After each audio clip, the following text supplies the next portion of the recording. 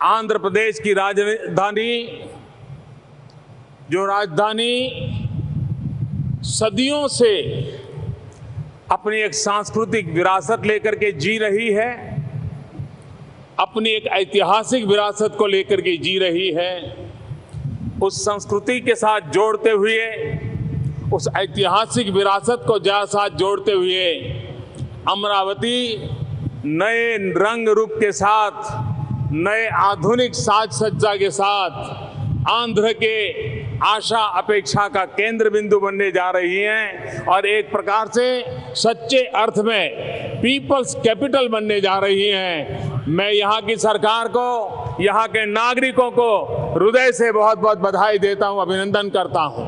శతాబ్దాల యొక్క చరిత్ర కలిగి, వారసత్వం కలిగి, సంస్కృతిని కలిగి వాటన్నింటినీ గుర్తు చేసే విధంగా ఇవాళ ఆంధ్రప్రదేశ్లో కొత్త రాజధాని అన్ని రకాల సాంకేతిక హంగులతో, చారిత్రాత్మక నేపథ్యంతో ప్రజా రాజధానిగా ఈ యొక్క అమరావతి ఏర్పడుతున్న సందర్భంగా నేను అందరికీ శుభాకాంక్షలు తెలియజేస్తున్నాను। सरकार बनने के इतने कम समय में चंद्रबाबू ने जिस गति से इस काम को हाथ में लिया और इसको दुनिया में जो कुछ श्रेष्ठ है उसको समाहित करने का प्रयास किया, इसलिए मैं चंद्रबाबू जी को हृदय से बहुत बहुत अभिनंदन देता हूं।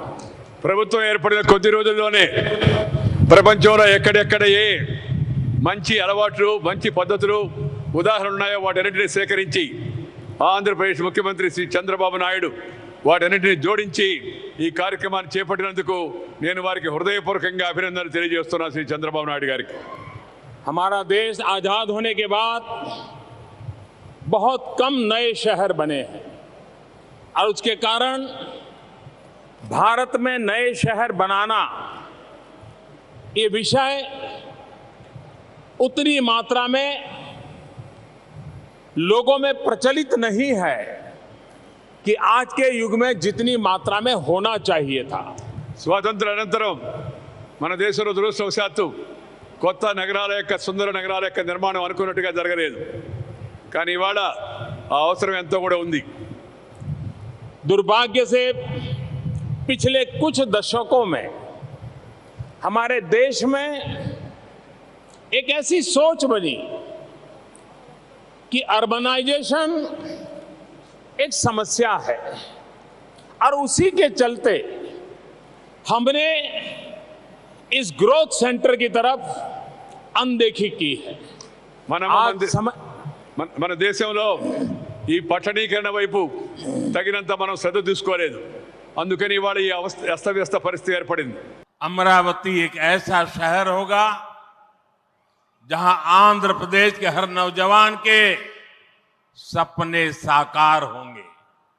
Information technology, artificial intelligence, green energy, clean industry, शिक्षा और स्वास्थ्य, आने वाले कुछ सालों में इन सारे सेक्टर में अमरावती एक लीडिंग सिटी बनकर खड़ा होगा।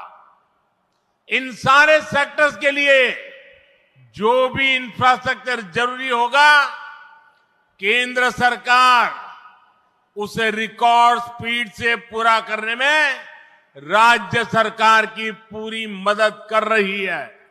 మిత్రులారా, అమరావతి అనేది ప్రతి ఆంధ్ర యువకుడి కలలు నిజమయ్యే నగరంగా తయారవబోతుంది।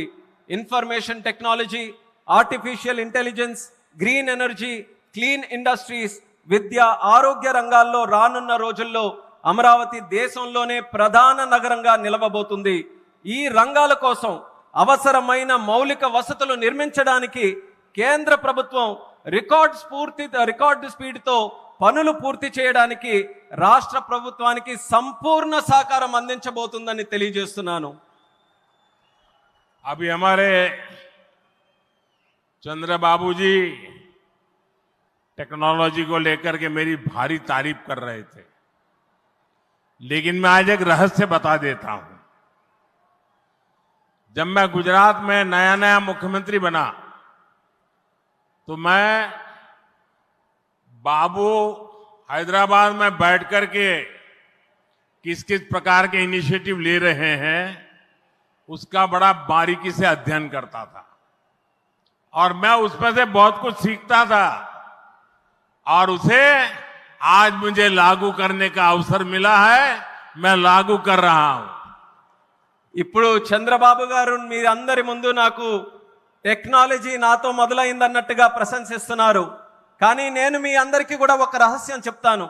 నేను సరికొత్తగా ముఖ్యమంత్రి అయినటువంటి రోజుల్లో గుజరాత్లో ఉన్నప్పుడు అప్పుడు చంద్రబాబు నాయుడు గారు ఆంధ్రప్రదేశ్లో హైదరాబాద్లో ఐటీని ఏ రకంగా డెవలప్ చేస్తున్నారో నేను క్లోజ్గా అబ్జర్వ్ చేసి అధికారులను కూడా పెట్టి అబ్జర్వ్ చేయించి ఆ రోజు నేను చాలా దగ్గరగా తెలుసుకున్నటువంటి విషయాలు మళ్ళీ తిరిగి ఈ రోజు ఆంధ్రప్రదేశ్కి వచ్చి మళ్ళీ మీ అందరి ముందు ఈ రోజు నేను చేయగలుగుతున్నానన్నది తెలియజేస్తున్నాను. और मैं अपने अनुभव से कहता हूं, फ्यूचर टेक्नोलॉजी हो, बहुत बड़े स्केल पर काम करना हो और जल्दी से इसे जमीन पर उतारना हो तो वो काम चंद्रबाबू उत्तम से उत्तम तरीके से कर सकते हैं. అలాగే నా అనుభవంతో చెప్తున్నాను. పెద్ద స్కేల్లో ప్రాజెక్టులు చేయాలన్నా తొందరగా అవి పూర్తి చేయాలన్నా మంచి క్వాలిటీతో అవన్నీ కూడా పూర్తి చేయాలన్నా దేశంలో చంద్రబాబు నాయుడు గారి కంటే దాంట్లో మిన్న మరెవ్వరూ కూడా లేరు అనేది ఈ సభాముఖంగా తెలియజేస్తున్నాను. साथियों, 2015 में मुझे प्रजा राजधानी का शिलान्यास करने का अवसर मिला था.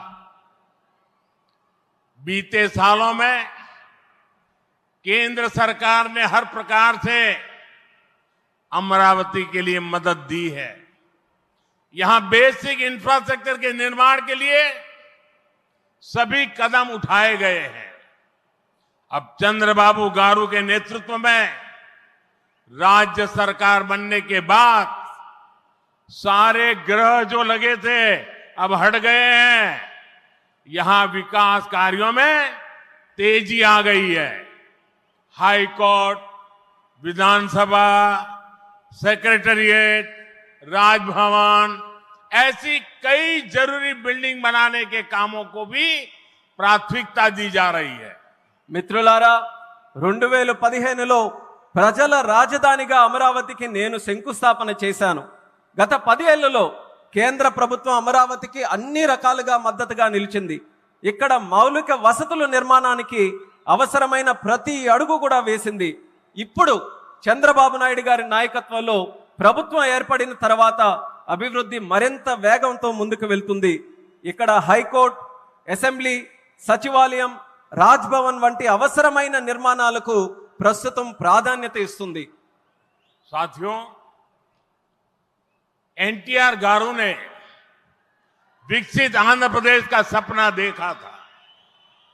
हमें मिलकर अमरावती को, आंध्र प्रदेश को विकसित भारत का ग्रोथ इंजन बनाना है.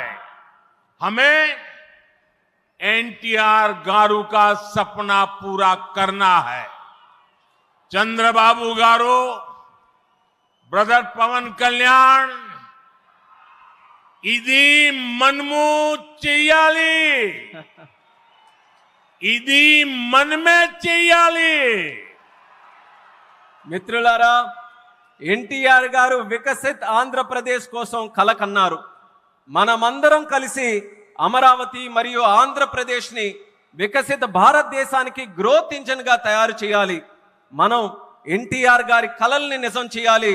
నారా చంద్రబాబు నాయుడు గారు అలాగే సోదరులు పవన్ కళ్యాణ్ గారు ఇది మనం చేయాలి, ఇది మనమే చేయాలి.